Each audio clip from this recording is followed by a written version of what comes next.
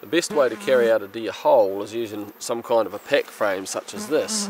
Now, Father made this about 30 years ago. He had one previous to that, which he thinks was a slightly better design, but unfortunately left it on the side of the road one time after leaving camp, so some lucky person scored that one. But yeah, I mean, a lot of the time in the bush you'll cut a deer up when you get it and you'll carry out the meat, but if you're willing, you know, to carry the whole thing out, this is the way to do it.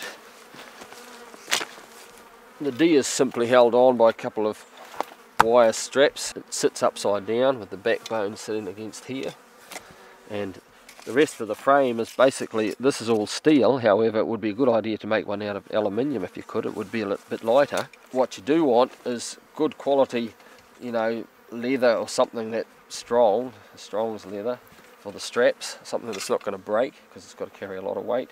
These are actually just punched with like leather rivets, I suppose. Quite simple really, but it's amazing how well it holds.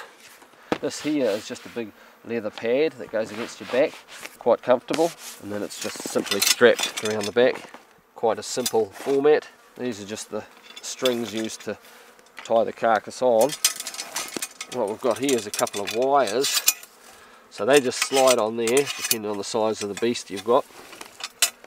One goes around the brisket, the other goes around the back legs sort of thing. It's strapped on there, which we'll demonstrate anyway. Now, as far as putting the deer on the frame goes, now I have a specific way around on the frame I like it to sit, because I generally carry the rifle in my right hand, so when I've got the frame over my back I don't want the neck hanging down this side, so I just always put the neck hanging that side. So in other words, it'll go that way. Now it sits on there nicely, the backbone just sits around that curvature there. This rope here, straight over that bar. Now, the reason for the deer being upside down is, of course, it closes up the chest cavity there, if you like, so that if you've got an offal, if you're selling a deer for instance, you've got the liver, the lungs, kidney, heart, spleen all attached, and it has to stay attached for selling it, so that MAF and so the vets can check the vitals and all that sort of thing. Now, so that way you've also got no blood leaking out that comes down here. Tie that right away.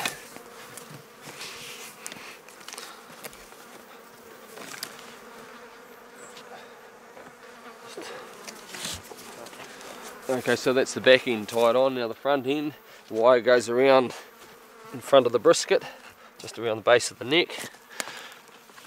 Across here, and you just pull it in as tight as you can. It keeps it quite compact really, and of course with a smaller deer like this it squashes up quite nicely, but when you've got a big stag, sort of a guy over 100 kilo, this guy will be 90 to 95 kilo. We were thinking he could have possibly been 100, but I don't think he'll go 100. The brisket will actually sit right up here, and the frame kind of disappears on the... That's right, we've had them where we can't see the steel frame, haven't we? Yeah, and you know you've got a big deer. Now of course the good thing about the frame also is that when you're carrying it, you've got your arms free, so you can carry your rifle in one hand, and if you had to carry the head out you can still, you know, you've got a bit of free arm space. And really, you know, once you get used to it, you've got your own frame. It only takes 5 minutes to tie it on. Now, how it works out is that the back end tends to be a bit heavier than the front end, full of muscle and stuff, so the neck balances it out, and when you've got it on your back, it's amazing how well balanced the weight is. It's very even, and you'll be surprised if you ever try it using a frame method as opposed to the Pekau method, where you've got the neck sticking way up here. The weight's too high, and you really struggle with your back, Especially on seat. Yeah, if you're going, you know, uphill or downhill, it's just too top heavy, and it tends to go like this, off balanced. And this fella here, this sits on your hips, lower down, the weight's down there, it's more on your legs. Doesn't strain your back half as much as the other way. Now believe it or not, that's actually pretty comfortable. It's not so comfortable when you've got a 100 kilo stag on, but that's just a nice weight, that. It's a good size.